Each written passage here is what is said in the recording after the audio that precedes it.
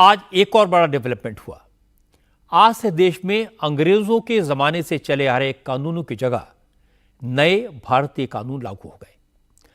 आज से कोर्ट में आईपीसी, सीआरपीसी और एविडेंस एक्ट नहीं, इनकी जगह भारतीय न्याय संहिता, भारतीय नागरिक सुरक्षा संहिता और भारतीय साक्ष्य अधिनियम चलेंगे।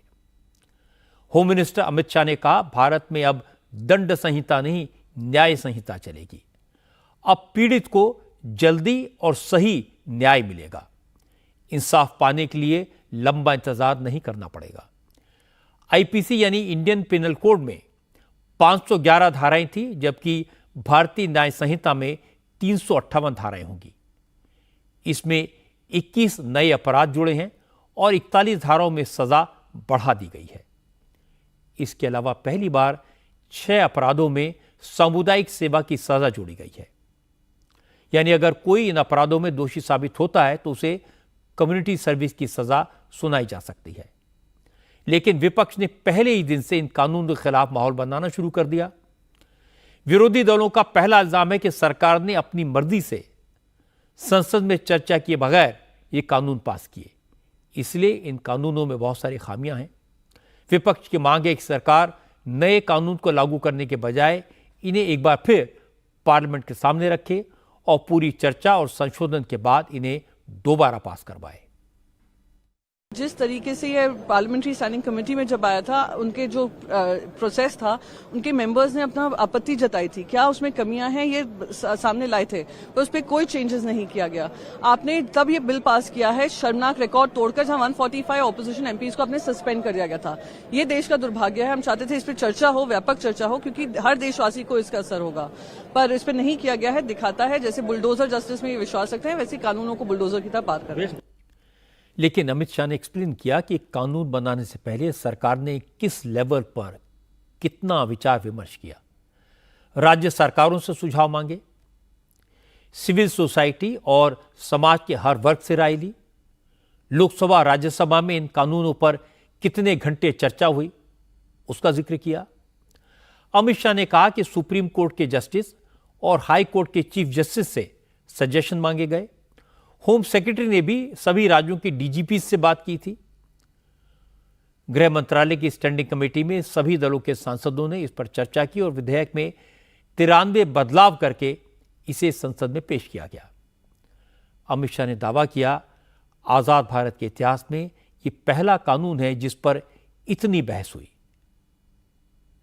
कि लोकसभा में कुल मिलाकर 9 घंटा और 29 मिनट चर्चा हुई है। 34 सदस्यों ने इसके अंदर पार्टिसिपेट किया है। राज्यसभा में 6 घंटा और 70 मिनट चर्चा हुई, 40 सदस्यों ने पार्टिसिपेट किया है। एक ये भी झूठ चलाया जा रहा है कि सबको बाल निकालने के बाद ये बिल लाया गया। बिल बिजनेस एडवाइजरी कमेटी में पहले से निश्चित था। मेरा ये स्पष्ट मानना है कि 14 तारीख से ही विपक्ष ने सदन का बहिष्कार करने जैसी हरकतें करी थी और शायद वो हिस्सा लेना नहीं चाहते थे। और दोनों सदनों में 14 तारीख में लोकसभा में 96 और राज्यसभा में 46 सदस्यों ने ऐसी हरकतें की जिससे पीठासीन अधिकारी उनको बाहर करने के लिए मजबूर हो जाए। भारत के आजादी के बाद किसी भी कानून पारित कराने के लिए इतनी लंबी चर्चा का प्रोसेस नहीं हुआ है, ये मैं रिकॉर्ड पर कहने के लिए तैयार हूं। विरोधी दलों का दूसरा इल्जाम यह है कि नए कानून से पुलिस को और ज्यादा शक्ति मिलेगी, जनता की दिक्कतें बढ़ेंगी। असदुद्दीन ओवैसी ने नए कानूनों की तुलना अंग्रेजों के राज में बनाए गए रॉलेट एक्ट से कर दी। ओवैसी ने कहा, अब पुलिस किसी आरोपी को 90 दिन तक कस्टडी में रख सकती है और इसके लिए कोर्ट के आदेश की जरूरत नहीं पड़ेगी। ये रोलेट एक्ट है एक मानों में, और दूसरा ये है कि इससे जो भारत की जनता की सिविल लिबर्टीज हैं वो खत्म होकर रह जाएंगी। तीसरा ये है कि सरकार ने सुप्रीम कोर्ट में कहा सेडेशन कानून को निकालेंगे, मगर उन्होंने लफ्ज सेडेशन इस्तेमाल नहीं किया और एक मानों में सेडेशन का कानून बना दिया, लव जिहाद का कानून बना दिया। तीसरा ये है कि 90 दिन की पुलिस कस्टडी मिल सकती है और उस वक्त तक बेल नहीं मिलेगा। पांचवी अहम बात यह है कि ये सरकार किसी को भी टेररिस्ट घोषित कर सकती है। माने यूएपीए से खतरनाक ये कानून आज बन चुका है। यूएपीए में अगर किसी का पुलिस कस्टडी बढ़ाना है तो डीएसपी रैंक का एक ऑफिसर कोर्ट में पिटीशन देता है कि हम क्यों उनका कस्टडी लेना चाह रहे हैं। यहां पर उसकी जरूरत भी नहीं है। तो इसमें बहुत सी ऐसी चीजें हैं जिससे सबसे ज्यादा इसका गलत इस्तेमाल होगा आदिवासियों पर, दलितों पर, मुसलमानों पर, और जो लोग रूलिंग पार्टी से डिसेंट करते हैं। और उसमें एक प्रोविजन ये भी है कि किसी को भी पुलिस जो है 48 घंटे के लिए, 24 घंटे के लिए उठाकर लेकर जाएगी। क्या बात है, यानी कहां रुकेगा फिर ये? लेकिन अमित शाह ने बड़े साफ साफ लफ्जों में कहा, पुलिस कस्टडी के मामले में विपक्ष झूठ फैला रहा है। अमित शाह ने कहा कि रिमांड का समय पहले भी 15 दिन का था, अब भी उतना ही है, लेकिन आरोपी पहले कुछ लीगल लूपहोल्स का इस्तेमाल करते थे, जिसे अब खत्म करने की कोशिश की गई है। भ्रांति फैलाई गई है कि रिमांड का समय बढ़ाया गया है। मैं स्पष्ट कर देना चाहता हूं कि नए कानूनों के तहत, बीएनएस के तहत, रिमांड का समय 15 दिन का ही है। मैं आप लोगों के सामने डिटेल में बताना चाहता हूं, आरोपी को आज पुलिस ने कस्टडी में लिया, कोर्ट ने रिमांड दे दी और आरोपी अस्पताल में भर्ती हो जाता है और 15 दिन तक अस्पताल में रहेगा, तो क्या इसकी पूछताछ ही नहीं होगी?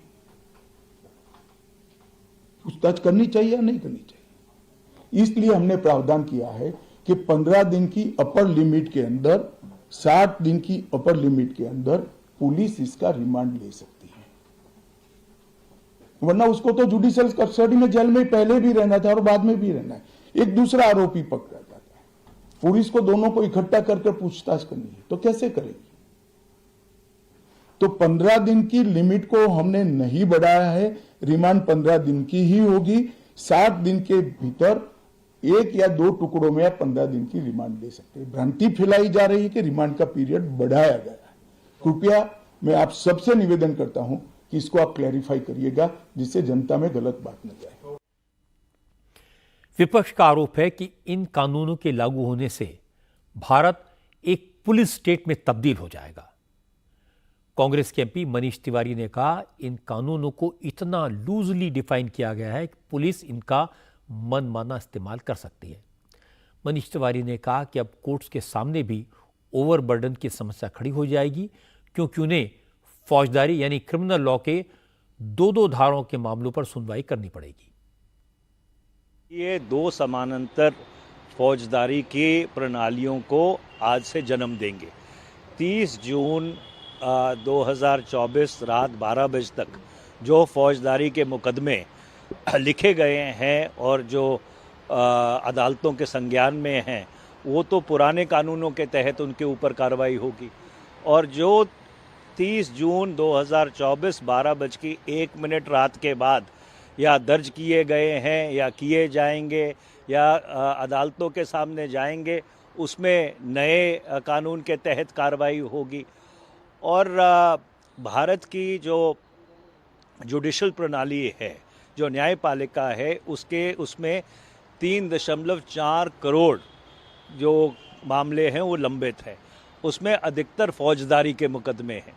इससे एक बहुत बड़ा संकट आने वाला है और इसलिए निरंतर और लगातार हम इस बात को कह रहे हैं, इनके क्रियान्वयन को रोककर, इन कानूनों को संसद के दोबारा समक्ष रखकर एक संयुक्त संसदीय समिति के सामने भेजकर उसके बाद इनको क्रियान्वित किया जाना चाहिए। लेकिन अमित शाह ने विपक्ष के इन आरोपों को भी खारिज कर दिया। अमित शाह ने कहा, अब पुलिस को थाने में रजिस्टर मेंटेन करके ये बताना पड़ेगा कि उसकी कस्टडी में कौन कौन है। अब तक कई बार इसके लिए पीड़ितों के परिजनों को अदालत में हैबियस कॉर्पस पिटीशन फाइल करनी पड़ती थी। अमित शाह ने कहा कि अदालत पर बोझ बढ़ने के आरोप भी गलत हैं, क्योंकि 3 नए कानून लाने का मकसद है कोर्ट के सामने पेंडिंग मामलों को कम करना। देखिए, जहां तक पेंडेंसी ऑफ केसेस का सवाल है, इस देश में सबसे ज्यादा शासन करने वाली पार्टी कांग्रेस है, तो वो हम पर नहीं मर सकते हैं।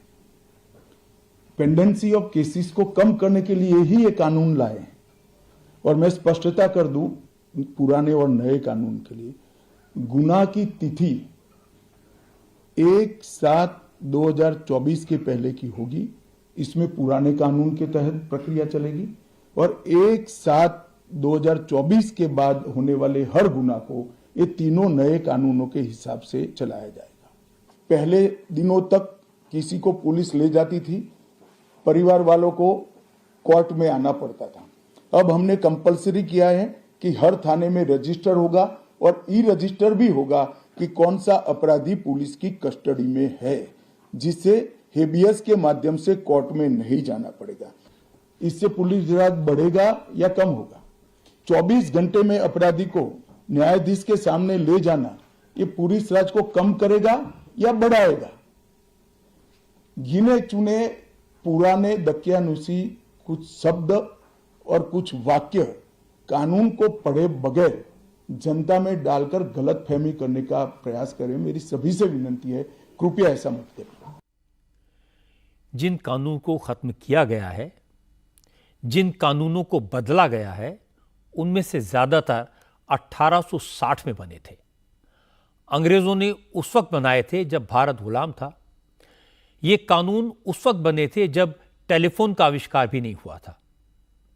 और आज 21वीं सदी में इंटरनेट और आर्टिफिशियल इंटेलिजेंस के ज़माने में भी हमारा सिस्टम, हमारी पुलिस, हमारी अदालतें उसी 164 साल पुराने कानून से चल रही थी। इसलिए कानूनों में वक्त के लिहाज से बदलाव ज़रूरी था। क्रिमिनल केसेस से डील करने वाले जो कानून आज से लागू हुए हैं, उनमें बदलाव इतने बड़े पैमाने पर हुआ है कि सब पर कमेंट करना भी मुश्किल है। मोटे तौर पर मैं आपसे कह सकता हूं कि अंग्रेजों के ज़माने में बने पुराने कानून को नए ज़माने के भारत के हिसाब से पूरी तरह बदला गया है। इस बदलाव से कोर्ट में फौजदारी के मामले तेजी से निपटेंगे। जिन पुलिस वालों को कोर्ट में घंटों खड़े होकर अपनी बारी का इंतजार करना पड़ता था, वो अब पुलिस स्टेशन से ही अदालत में पेश हो सकेंगे। एफआईआर फाइल करने के लिए किसी को थाने जाना जरूरी नहीं होगा। गवाहों को कोर्ट के चक्कर नहीं लगाने पड़ेंगे। समन सर्व करने के लिए किसी के घर जाकर दस्तक नहीं देनी पड़ेगी, क्योंकि ये सब काम नए कानून के तहत डिजिटल मीडियम से, वीडियो लिंक के जरिए, व्हाट्सएप से और दूसरे लिंक से हो सकेंगे। हालांकि इस कानून को लागू करने से पहले हर लेवल पर कंसल्टेशन किया गया है, तो भी जब इसका प्रैक्टिकल इस्तेमाल होगा तो हो सकता है कुछ खामियां नजर आएं। होम मिनिस्टर को इन्हें ठीक करना पड़ेगा, लेकिन यह कानून लागू करके अमित शाह ने सराहनीय काम किया है। यह आमूलचूल परिवर्तन है जिससे आम लोगों को राहत मिलेगी। आज डेफेमेशन से जुड़े 2 मामलों में कोर्ट के 2 अहम फैसले आए। दिल्ली हाई कोर्ट ने तृणमूल कांग्रेस के सांसद साकेत गोखले को आदेश दिया है कि वो फॉर्मर डिप्लोमेट लक्ष्मीपुरी को 50 लाख रुपए का जुर्माना दें। साकेत गोखले को यह सजा लक्ष्मीपुरी की मानहानि के लिए सुनाई गई। अदालत ने साकेत गोखले को आदेश दिया कि वो लक्ष्मीपुरी से माफी मांगे। इस माफी को टाइम्स ऑफ इंडिया में छपवाएं और फिर इस माफीनामे को अपने ट्विटर हैंडल पर पोस्ट करें। कोर्ट ने यह भी कहा कि ट्विटर पर यह माफीनामा 6 महीने तक रहना चाहिए। लक्ष्मीपुरी की तरफ से यह केस जाने माने वकील मनिंदर सिंह ने लड़ा। इस केस की सबसे खास बात यह है कि ट्विटर पर साकेत गोखले की डेफेमेटरी पोस्ट के बाद लोगों ने लक्ष्मीपुरी के खिलाफ जो डेरोगेटरी कमेंट किए, उन्हें कोर्ट ने डेफेमेशन का सबूत माना, उसे एविडेंस के तौर पर स्वीकार किया। कोर्ट ने अपने जजमेंट में कहा, रेपुटेशन बनाने में बरसों की मेहनत और सेल्फलेस सर्विस लगती है, पर उस रेपुटेशन को बिगाड़ने के लिए एक थॉटलेस कमेंट ही काफी होता है। डेफेमेशन के एक और केस में दिल्ली की साकेत कोर्ट ने मेधा पाटकर को 5 महीने कैद की सजा सुनाई। यह केस दिल्ली के एलजी वी के सक्सेना ने फाइल किया था, जब वो खादी और ग्रामोद्योग आयोग के चेयरमैन थे। कोर्ट ने मेधा पाटकर को वीके सक्सेना को 10 लाख रुपए का कॉम्पनसेशन देने का भी निर्देश दिया है। इन दोनों केसेस में आज के फैसले इस बात का सबूत हैं कि झूठे इल्जाम लगाकर किसी को डिफेम करके अब कोई बच नहीं सकता। कोर्ट केसेस में अब उतना ज्यादा टाइम भी नहीं लगता। सोशल मीडिया पर जो पोस्ट की जाती है, अगर उसमें गलत बयानी की गई हो, झूठा इल्जाम लगाया गया हो और किसी को बदनाम करने के लिए कमेंट किए गए हों, तो यह सबूत सजा देने के लिए काफी हैं। मैं लक्ष्मीपुरी और वीके सक्सेना दोनों को बरसों से जानता हूं। दोनों बिल्कुल अलग अलग फील्ड्स में काम करते हैं। लक्ष्मीपुरी एक सफल डिप्लोमेट रही। वीके सक्सेना गुजरात में एक एनजीओ चलाते थे। दोनों ने कई साल की तपस्या, मेहनत और देश सेवा के दम पर प्रतिष्ठा हासिल की। जब इन लोगों पर झूठे इल्जाम लगे तो ये आहत होकर घर नहीं बैठे। दोनों फाइटर हैं। अदालत में गए और कानूनी लड़ाई लड़ी। 2 अलग अलग अदालतों ने 2 अलग अलग केसेस में साकेत गोखले और मेधा पाटकर को डेफेमेशन के लिए सजा सुनाई। इसका मैसेज साफ है, कोई आप पर झूठा बेबुनियाद इल्जाम लगाए, मानहानि करे तो बिना डरे कोर्ट जाएं। न्याय अवश्य मिलेगा। डेफेमेशन करने वाले, मानहानि करने वाले अब बच नहीं सकते।